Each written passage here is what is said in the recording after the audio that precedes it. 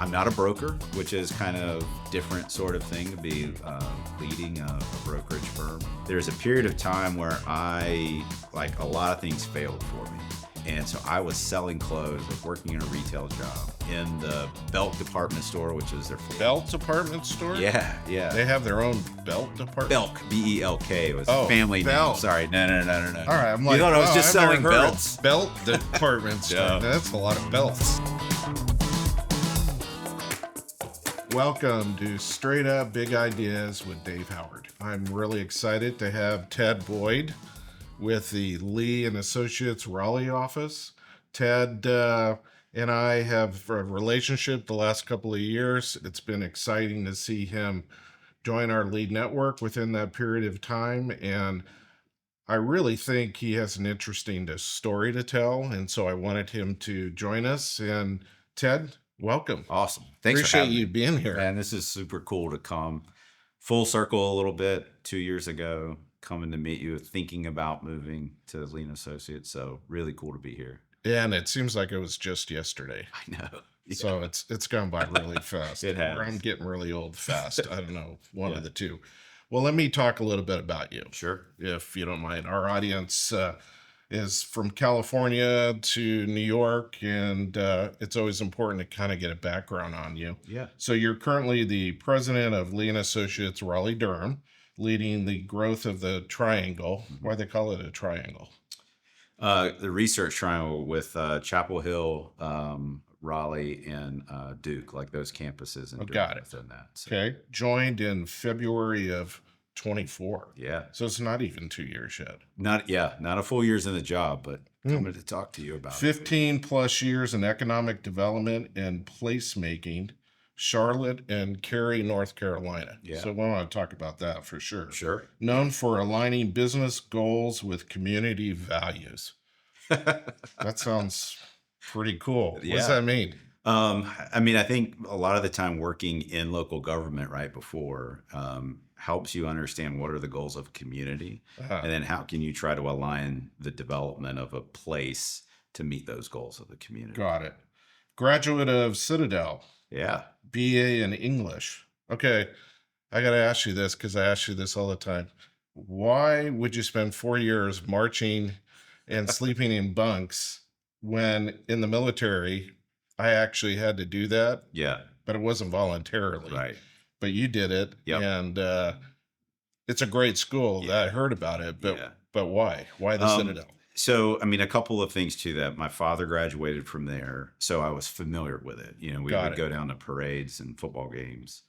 But my dad knew that if I was going to go there, it had to be my decision. So he never really pushed it on me.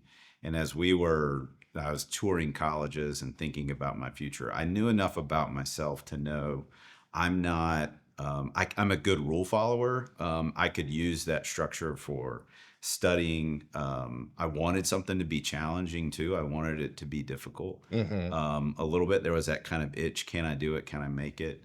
And you know, one of the big factors was I would tour a bunch of college campuses, and it would say things like, "Don't leave your bag here. It will get stolen." And at the Citadel, you walk into every battalion, and on the wall it says, "A cadet does not lie, cheat, or steal, nor tolerate those who do." And that just resonated, like, with what is this institution trying to instill within me? And so it just seemed to be a right fit. And when my parents said, "Where do you want to go to school? Where did you decide?" I said, "The Citadel." And they were super surprised. They didn't really think that I was going to do it and wanted to do that. And it's located in Charleston. In Charleston. Yep. Right. Yep. Been around for how many years? 1842. I was an English major at the Citadel, so my math quickly is not as sharp. So you're more into the to be and not to be? Yes, exactly. Are we here? Or are we not? That's right. Yeah. All right. Community engagement. You it's very important to you. You know, it's important to me to be involved in not only just nonprofits, but being involved in our professional organizations. Okay. I may not be a member of all of them, but the way that I stay engaged is through speaking or panels or moderating panels. I think taking advantage of the time I spent in economic development in Cary and then leveraging that to be able to help create program or content uh, or facilitate that kind of content through there. But yeah, Okay. so yeah, Good. All right. Lee and Associates Raleigh. yeah, Been around since 2018. I remember when we approved that as presidents. yep, It's the second largest now commercial real estate company in the Triangle yep, area, yes, which is pretty impressive hmm considering it's been 7 years. hmm You service the Triangle Triad and coastal areas of North Carolina. So I'm assuming that's Raleigh, Cary, and Wilmington, yes, yeah. and the Raleigh, Durham, surrounding Wilmington. areas. Yeah, I mean, Raleigh's in Wake County. Wake County is about 13 different municipalities. And then we kind of even grow out of that county within that. So it's a large region that we're servicing. And then we just added this year, so it's Raleigh-Durham-Wilmington now as part of kind of our name for that area. And expanding and growing into the whole Wilmington market has been new for us this year, launching that. And Mm-hmm. in February, you were down at our retreat and got to see us get that launched and Yeah, it was a participate with great that time. team. Had a really good time there. So that's been it's been fantastic growth. I did not start that. That was Moss Withers and Kara working together and starting, who had a long history in commercial real estate and kind of doing Well, that different actually things. brings up So a good question. Why don't you talk a little bit about Moss and Kara and yeah, why they chose Lee and why they brought you in? sure, yeah. So I think that's a good stage to start from. Yeah, I think so. A lot of that was they had been in very successful in the brokerage community for a long time and began looking But at those are the two opportunities. founders Two founders, of the yes. firm. Yeah, thanks for clarifying Yeah. that. Two founders of that. And so it was really kind of the end of 2018, somewhere in that November, December timeframe that they Mhm. began to launch out. They had heard about and been talking with connections with Lee and Associates. And it was really that broker focused model that I think appealed to them most, from being able to structure it that way, having a structure, but then also having a lot of independence to be able to structure the office in the way that they Mhm. wanted to see the company run, the way that they thought that it really should be run from that perspective. And so as they began to move others that they were connected with, or say, hey, what are you doing? We'd love to come join. So it went kind of what he thought would be close out the year, start again fresh at the beginning of 2019. Instantly, people were ready to come on board, and suddenly Yeah, they it just grew had to very, go very very, very fast. quickly within Yes. that. And so, fast forward to almost 2 years ago, Moss was like, "Hey, I am a really good broker, and I want to get back into brokerage mainly." And he called me and he said, because we had been friends and connected through the work that I did working in Cary, and he said, "Hey, if you know anybody who might be a good fit to help run our office, let me know. I mean, you run into people all the time." And Hmm. I thought for a couple of days, I was like, "What about me?" And so I called him back and said, "What do you think if I'm interested?" And he said, "I think that could be really great." And so, So what made you um, think that you were the one? so, so I was about 10 years into working with the town of Cary in economic development, and was very fortunate to have had a lot of success in helping to revitalize the downtown. One of the biggest projects was a almost $70 million park in the core of downtown that was about to open at the end of 2018. Hmm. And it it was starting to signify a little bit in the back of my mind, hey, is this an ending of a thing? Like, you've been here 10 years, you've seen a lot of work, you know what it's going to take. There's some exciting projects for the next 10 years. Do you want to put that effort into this, or this new idea seems very interesting to Hmm. me? So I'm not a broker, which is kind of a different sort of thing to be leading a brokerage firm. I kind of believe that's my advantage right now. It's Hmm. sort of fresh eyes and a new way to look at something that can be familiar. I also, when creating a new role, didn't want our brokers to think, do I owe Ted something if he's helping me with this? I want it to be, I'm here to add value. How can Right. I add value to you and not have to feel like I'm part of that transaction? So that's been a lot of the focus as well too, in trying to think through that. And what's been the outcome of that? Do the brokers go to you more than you thought, or are you doing more of the operational side but not helping them on the brokerage side? So like starting any new thing is challenging, Sure. just getting your email set up from what you were familiar with can be a pain. So I kind of really looked at this whole first That year, is true, right? but that whole first year is really, I've been, not only is it wasn't like I was going from business to business. I was going from local government into the business community. And so it's a big learning curve, Yeah. just from a standpoint of responsibility for budgets and P&Ls and setting budgets and insurance and taxes and hiring and firing and all of those things that kind of come with that. And so I've just tried to be in that big sponge mode. Let me learn as quickly as I can. Let me understand the culture. Let the office see who I am. Try to see the quirkiness that I have, the interesting things I may or may not bring. The person you are. Exactly. Hmm. And then trying to also take advantage of, all right, I've been in the development world, the commercial real estate world, a little bit differently. I've negotiated large development deals. So I've got a lot of the same skill set and can add that. So some of it is bringing the right connections there. For the most part, every deal you're doing is in a local municipality, which has rules and process and people, and how do you navigate some of that? And so that's been a helpful aspect in Hmm. certain connect relations. And then also, So your network. yeah, exactly. And then seeing how that may or may not align and make some connections within that. So I think I've got a good foundation now. There's always new things that come up. So just when I feel comfortable, it's like, ooh, didn't know that was going to happen. And now we need to learn from Well, that. and we're going to talk about that Yeah. And so I as think we get in. that's where, I as the thought that future was your comes, it hair. comes more straight. By what? Your hair. They hired you for your hair. It wasn't Huh? this long when I started. Yeah, So, looks good. oh, Hey, well, thank you. Yeah. it's a little different. Yeah. Or maybe the jacket or Yeah. the Well, blue, there right? you go. Uh-huh. Yeah, it's very non-citadel, but it's okay. I like it. Yeah, I like it too. You're doing good. Thank you. All right, you have 35 plus brokers. And where are they located? Because you have a new office within Yeah. the last year or so. Yeah, it's about a 2-year-old office. We built the office itself. It's a mixed-use 3-story building. Beautiful building. It's awesome. Yes. It really is. Yes.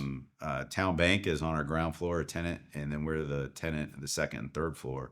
And I say tenant because the ownership of the building is many people in the office. So it's a cool thing where a commercial real estate company can create that opportunity for those in the office if they wanted to have participated in that. Yeah, And that's have great. that ownership. So we also, with kind of the structure of the property management growth, they were taking about half the floor on the third floor of our building. They've moved, we're kind of in downtown Cary is where we're at, but they've got a office not far from us.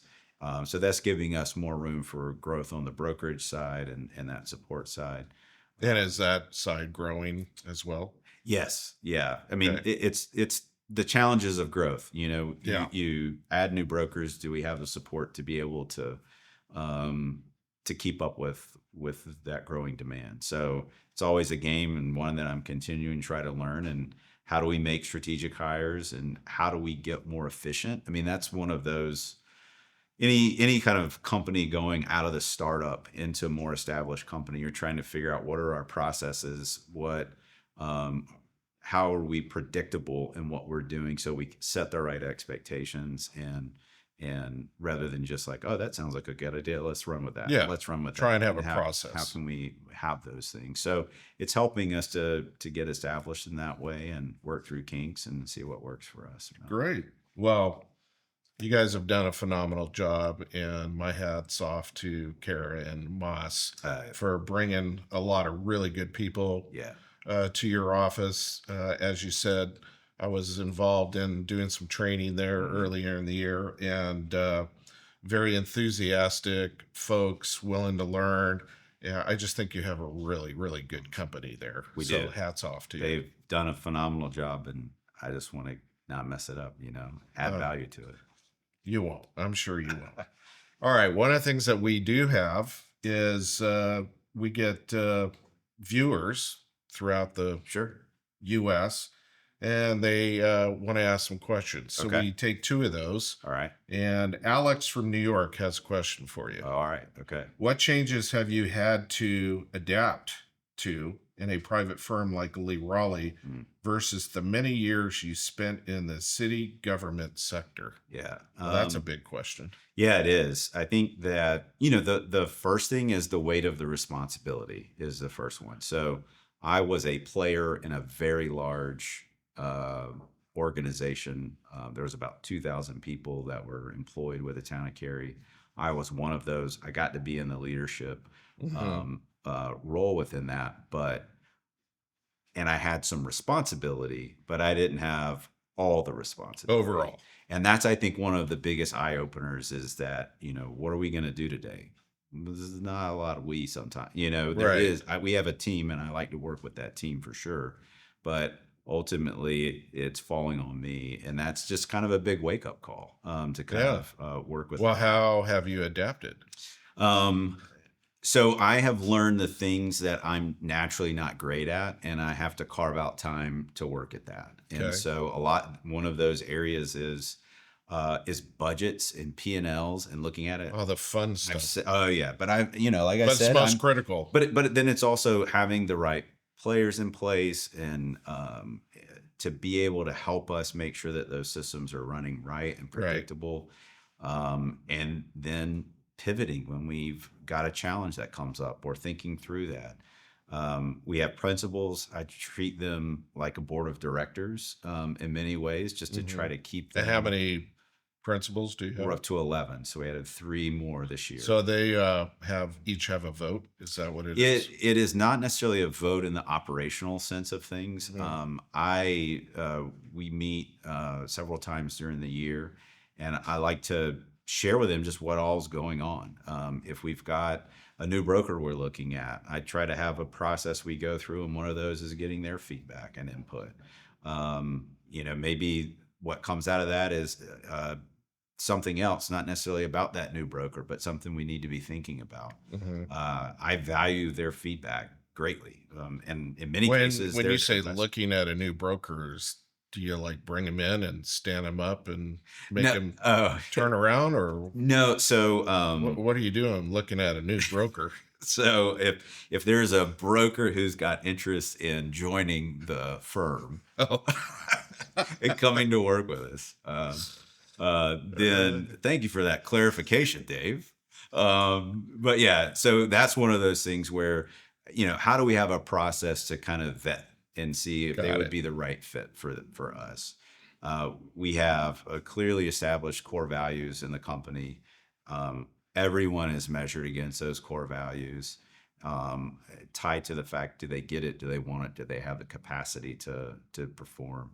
What are a couple core values? No jerks is our first one. Okay, so how do you eliminate that? A lot of it is you can spend a lot of time meeting with that individual and then learning what the reputation is of that person in the community and in the brokerage community within that.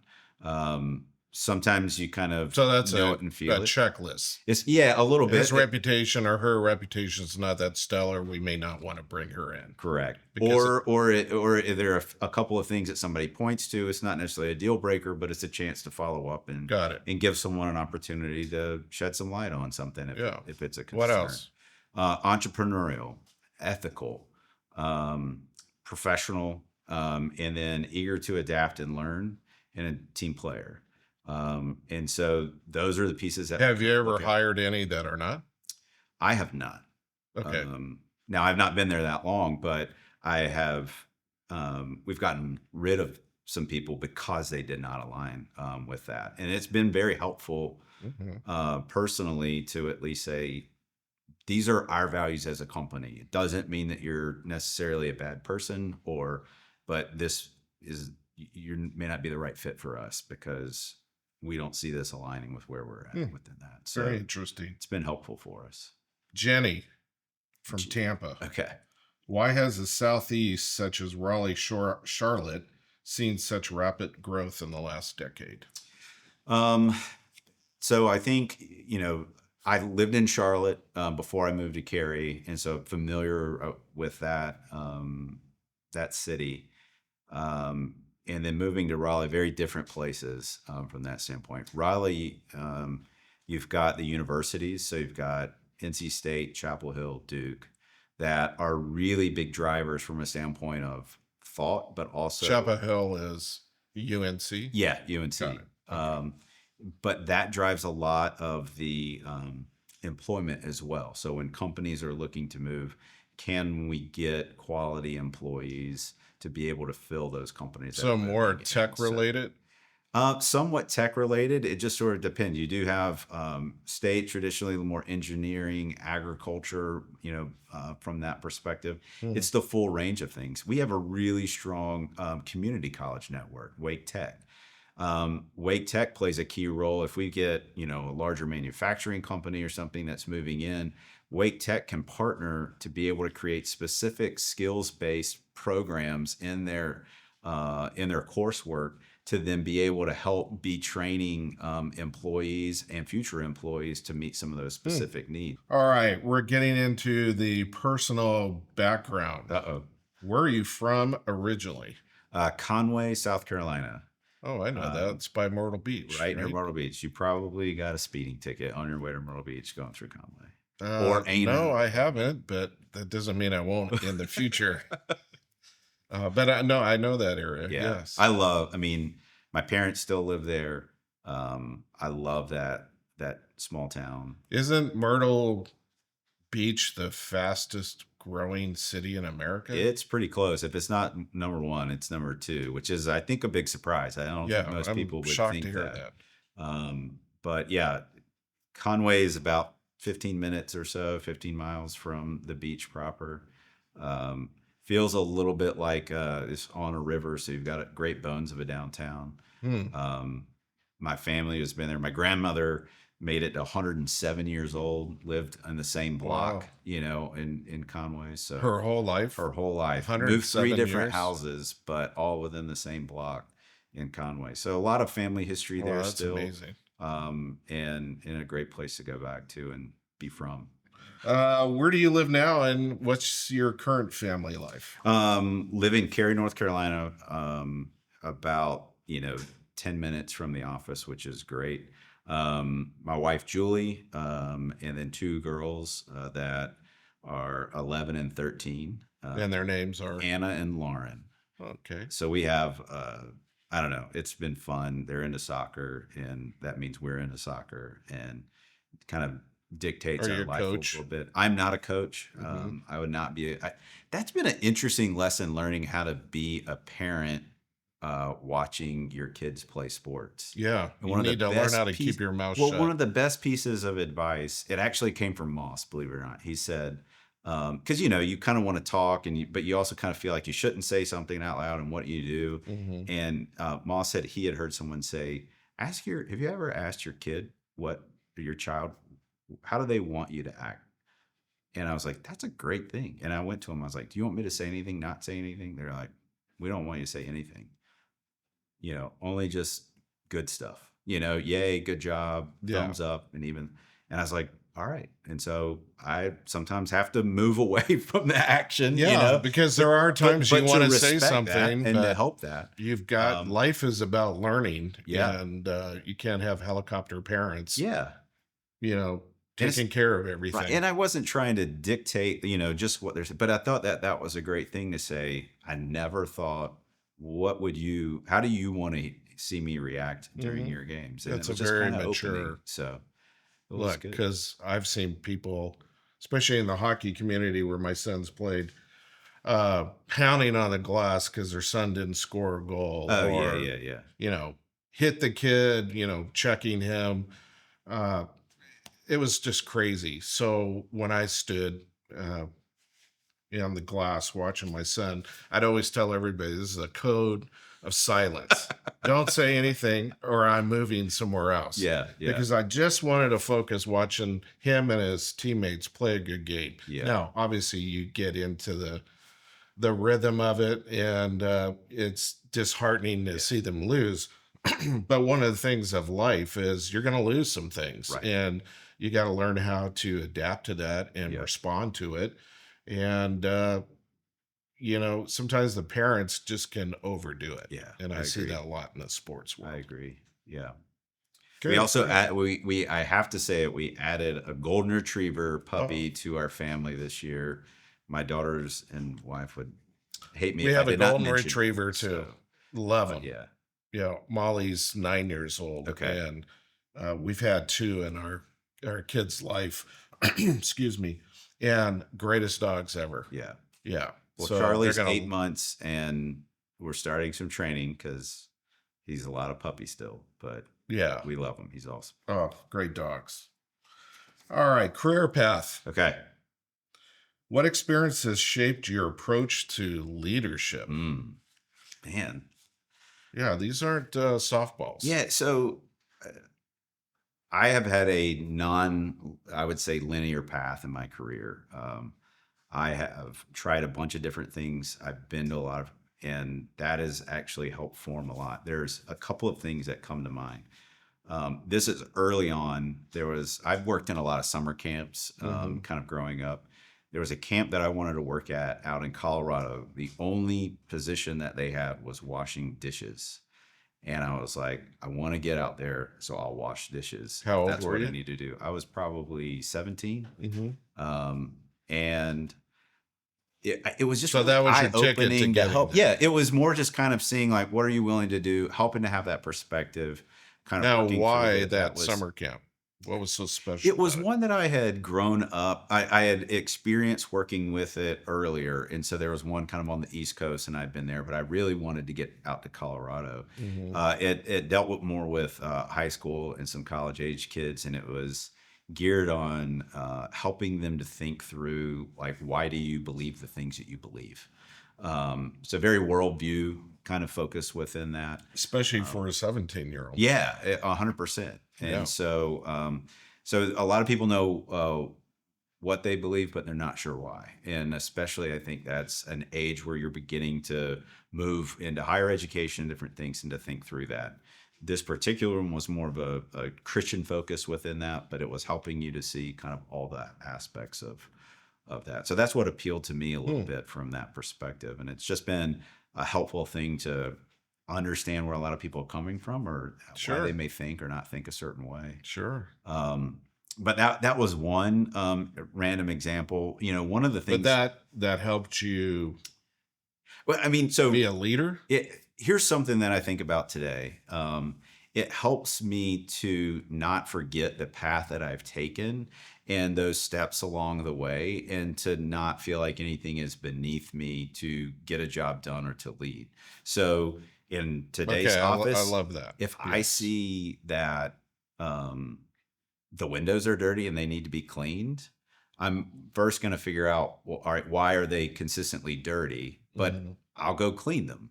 I'm not going to clean them every time, because that's would be a But mistake you're on my showing part. by But I example. will do what I need to do and Yeah, not be defined by, oh, well, think people don't think that I'm, the leader of this now because he's sweeping, got it. or doing what I need. So I think that was a really helpful piece. One of the things, it was really helpful. So there's a period of time where like, a lot of things failed for me. And so I was selling clothes. I was working in a retail job. I was selling clothes for What kind of clothes? Polo in the Ralph Lauren in the Belk department store, which is their flagship store in Charlotte. And I wanted to get in. Belt department store? Yeah, yeah. They have their own belt department? Belk, Belk. It was a Oh, family name. Belk. Sorry. No, All no. right, I'm You like, thought I was wow, just I've never selling heard belts? of belt department store. No. Now, that's a lot of belts. No. Belk. Belk. Got Yeah, it. BLK. Okay. Got it. So That's like a Nordstrom's or a. right. Yeah. Kind of more of a Southern Got it. family brand All that right. had been created. Sorry from about So, that. no, that's great. But that was one where it was very helpful because I was trying to there was another job I was trying to work towards in Charlotte. I wanted to work with a company called Charlotte Center City Partners. I wanted to start doing events. Like I was curious, who does the barbecue festivals? Who does the July 4th fireworks? But I needed to network my way into that. And how old were you then? That was probably 25, 24. Okay, so you were out of college. So I was out of college. And it was a bad return that was going, somebody's bringing something back. It's not happening. It's not going great. I could tell this person's not happy. And so I just take some time to get the note, dive in. Let's have some conversation. Let me help, a bad situation, see what I can do to make.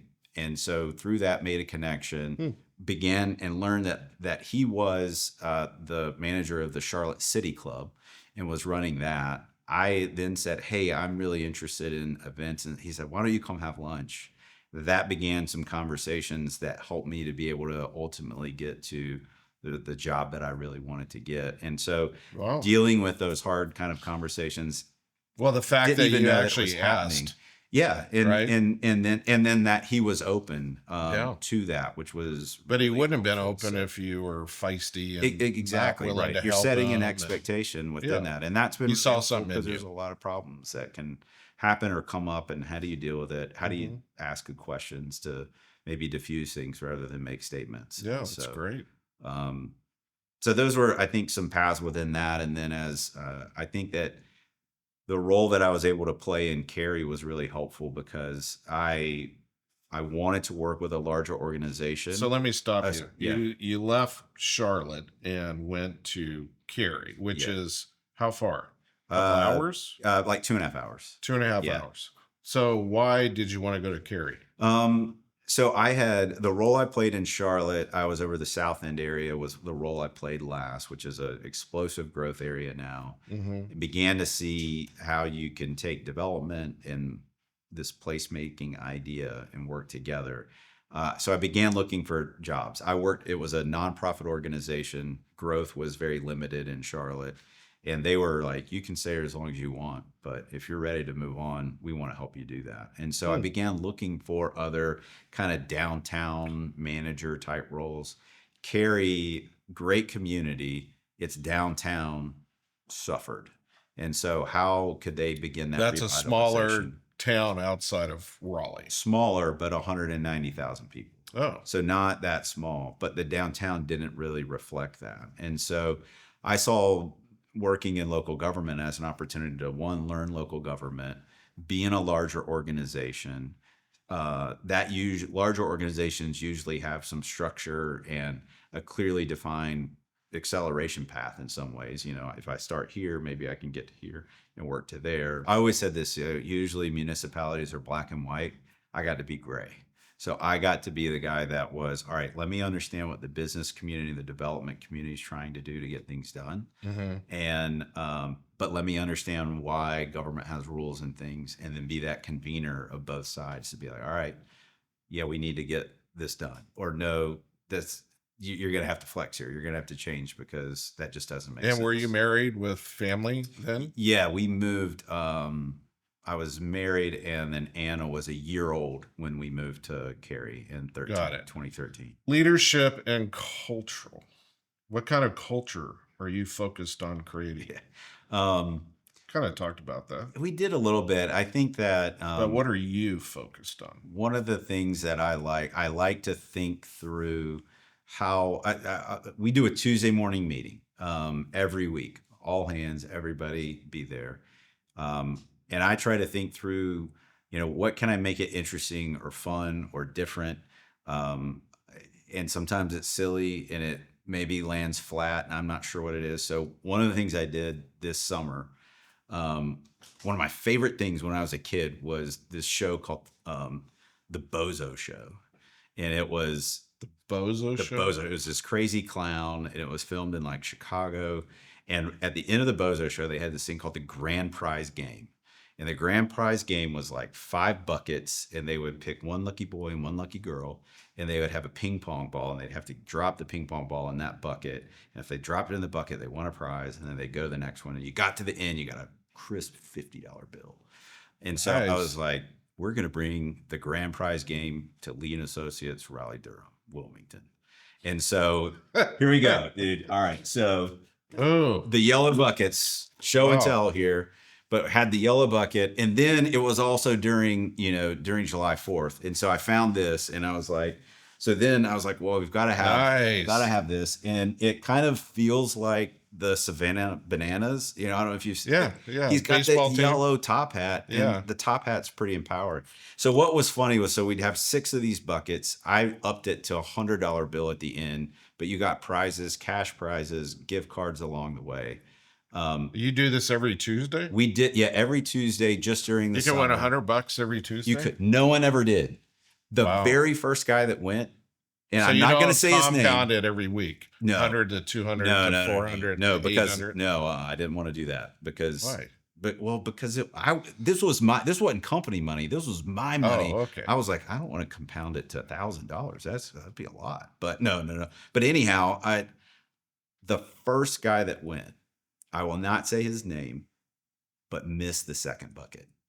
I mean, and these buckets are not that far apart. So I mean, it is surprisingly challenging. No one ever made it, but it was the ability to just say, all right, we'll take a silly hat, we'll do something Make fun, it fun. interesting, start the Yeah. game, and kind of do that. And some of that's So taking no off of money's Moss. won? Are you going to do it until somebody wins? It just went away. Oh, It's there for gone. a while. Now it's gone. It may come back. And we'll see if there's some winners within that. Where some things are building on, we do fantasy football draft in the office. We're in the middle of that and kind of playing up to those pieces. Moss is really great about, hey, today feels like a Starbucks run. Send a team's shout out. Who wants some Starbucks? We'll send it, put your order in and just kind of do something different in the Okay, I office. like So- that one. But it's just for me trying to think through what are the things to be fun. I don't know if I should admit this. Let me ask you this question, because we encounter this here in Atlanta. What is fun for brokers may not be fun for the staff. Sure. Yeah. And then there's other times where they just are harmonious, and it doesn't really matter if you're staff or brokers. So in that meeting, everybody's there, staff and brokers. For this particular event, we had the big electronic spinning wheel on the thing. And every week there was one lucky boy and one lucky girl that got picked. Staff, broker, it didn't matter. So everybody, we even had an intern, 2 interns got picked. So Nice. everyone was available. Everyone was able to participate within that. We try to celebrate our big wins. If we have a big goal that we're trying to hit as a company, sort of that stretch goal, then we make sure that we celebrate that. And I think we do the retreat. I mean, you came down and got to experience a piece of that. We take about a 24-hour period of time, everybody, staff, brokers, everyone. And we, have some kind of thought, leadership, growing, stretching, thinking about that. May be brokerage specific, may not be brokerage specific. And then, half that time is, all right, let's talk about the future. Celebrate the past first. How did last year work? Have some internal victories that we have. Now, what does next year look like, and how do we kind of grow from that? So, Yeah, everybody's rowing the boat the same way. that's the goal. Right. That is the goal. And the ones that aren't are probably the right fit anyway. Correct. Yeah. How do you define success in a role like this? Just beyond just the numbers. That's a good question. Success for me changes a little bit. So right now, if a success that I feel is, and this is unique to us. So Moss has been in that role as kind of looking at the leader and me bringing him with that. To me, success is when people come to me with their questions or their concerns, not go to Moss. And is that happening now? Yes. Yeah. And so that's where it may not be like this big success goal, but that's a really helpful thing. One, on the big picture, as a company, we use EOS model, entrepreneurial operating system, blah, blah, blah, whatever. It's taken me a while to get past all the acronyms and the things or whatever and the different lingo for different things. But But what does that do? so that has helped us. I have sort of our core kind of leadership team that we meet at the beginning of the year and then quarterly. So we set goals. We call them rocks. So what are the most important things that we need to get accomplished this year? And then break that down into accomplishments for each quarter. So we have 4 to 6 company rocks. So we need to achieve those with each person on that team assigned to one. And then underneath that, everyone has their own individual rocks. Okay, now you get me interested. And Why do you so call they're them not rocks?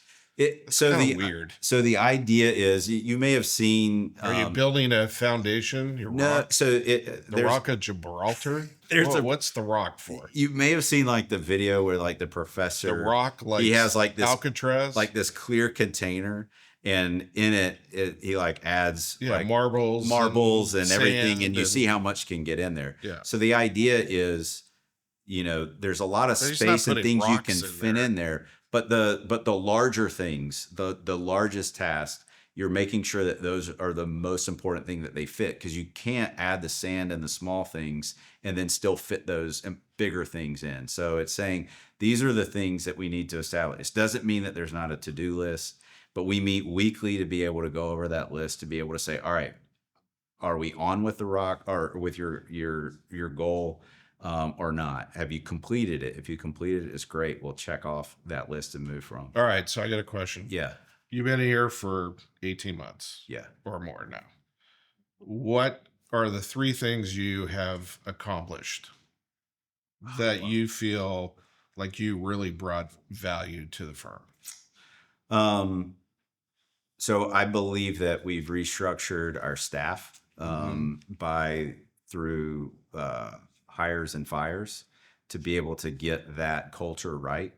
And so I think that's one of the key things that we've done within that. Very important. I believe that we're not done yet, but we've established some really good processes that we can communicate, we can share, and with the whole company in the office to be able to work through that predictability. What's the workflow going to be? What do I need to do to get technology wise?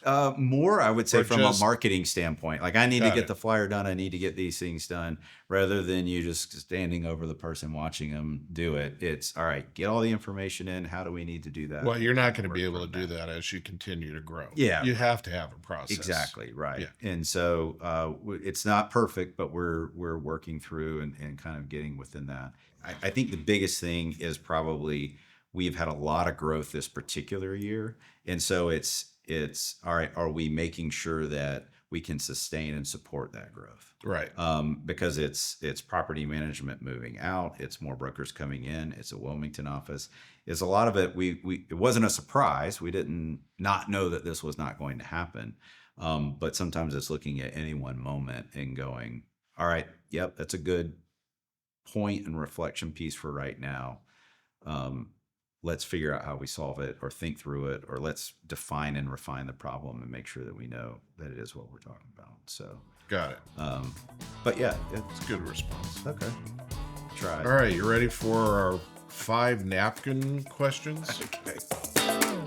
These are ones that you don't know anything about. Okay.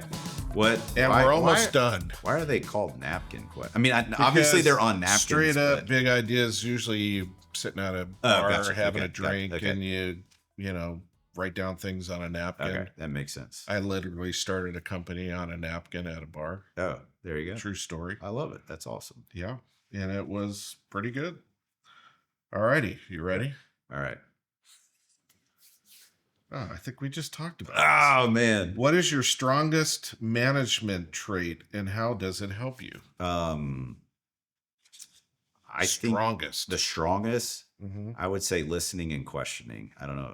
I combine those. So I want to hear what the problem is, and I'm going to ask you a lot of questions, and I'm going to dig into it. Number 2, you ready? Okay, yeah.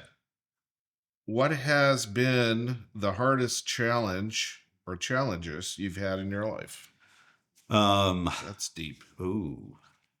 So I was fortunate enough that I did not really experience like substantial failure in life until probably in my early 20s or mid 20s. And I didn't know that. I mean, it was one of those things like, oh, I wanted to go out for this leadership role. I got it. I wanted to get into this school. I got it. I wanted to go pursue this. I got it. And then I got a scholarship on top of it. Are you And the it was only just, child? no, I'm a middle child. But it was really when I moved to Charlotte, it was like my life became a country music song. It was like, the girl I was interested in dumped me. The job I was interested in, dumped me. The school I was working at, I flunked out of. It was just all of these things happened Yeah. in a short period of time. And it was kind of taking that time to reflect, which was the biggest challenge and struggle for me, kind of navigating that and dealing with, hey, you're this guy that graduated the Citadel and you're selling clothes at a clothing store. Like, shouldn't you be doing belts? more? Yeah, at belts. But yeah, like it was taking that and trying to, kind of reflect and now if I talk to, younger people who ask me questions, I'm like, try to learn to fail early on. Yeah. And because so many times you're taught failure is a bad thing. And it can be, in some respects, but it can It's not be how a you great fail, it's how you opportunity. get up, That's a great point. right? Yeah. Yeah. We're all going to fall. Yeah. But it's how we get up, dust ourselves off, and move forward. Yeah. I would agree. And some people don't. Yeah. All righty. You ready for a little less one? How many states have you been to, and which one was your favorite? Ooh. All right. So I'll say it this way. I don't know how many states total I've been to. So I'm going to answer it however I want to a little bit, but it's still states. But is it 10, 20, 50? I've probably been in 100? I've probably been in 25 That's it? or 30. I don't know. I don't think about it. But I will say Actually, this. that's a lot. So every place that I've lived begins with a letter C. So I grew up in Conway, South Carolina. I went to school in Charleston, South Carolina. I moved out to Colorado Springs, Colorado. And then I moved to Chattanooga, Tennessee. Then I moved to Chicago. Then I moved to Charlotte. Then I moved to Cary. What the heck? I know. So was that planned? No, it wasn't. It just sort of happened. And where are you going to retire? I don't know, but can't be Myrtle Beach. I'm looking for some good C names out there. So let me know. Wow, that's interesting. But yeah, it's kind of just random. So what's your favorite state? I love Colorado. I love because of the thin air. Not that the mountains, rugged mountains. I love the everybody seems to just enjoy outdoors and being outside and yeah.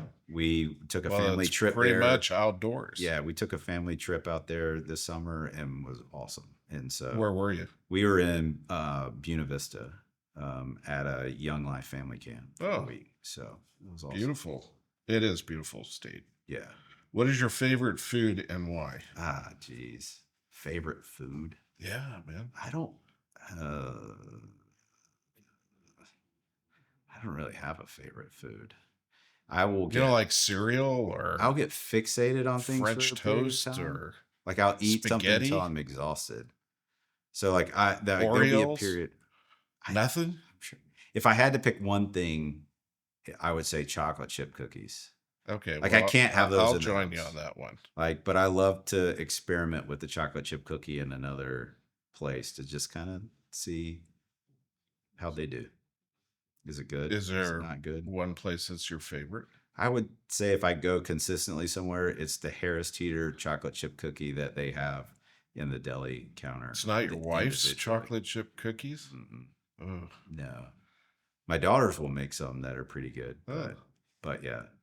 What's your wife's name? Julie. Julie. Yeah. I love your chocolate chip cookies, Julie. I really do. She makes incredible pumpkin bread. So I love pumpkin bread too. And pumpkin pie. Yeah. So and we're getting to that season. That's my favorite. All right. Yeah. That's a good one. All right. Redeem myself there from the chocolate chip cookie. What is your favorite sports team and why? Oh, geez. Favorite sports team? I'm not a big sports guy, which stinks. in Really? some ways. How- Yeah. You live in I an area like it. like that and you don't like sports? Um, Do you like badminton or I'm a big. I ping love pong? golf, and so Do you that's. golf? Oh yeah, I love to play golf. I love to watch golf. Well, that's I a love that. sport. I know, but How it's did you not know But that? your question was team. Like, I don't. What is my favorite Okay, golf well, team? you can There say the isn't a Ryder golf Cup team. Oh, okay. Thank you. Ryder Cup team, USA, all the way. So I think we've made it through. that's awesome. Thank And I just want to say thank you. you. This is a gift from us at Lee Associates Atlanta. That's awesome. To you. Thank you very much. And your wife's name was Julie. Julie, enjoy this With your chocolate chip cookies. with the chocolate chip cookies, and don't give any of it to your husband. Awesome. Congratulations. Thanks, man. Thank you again. This We is awesome. appreciate it. This is great.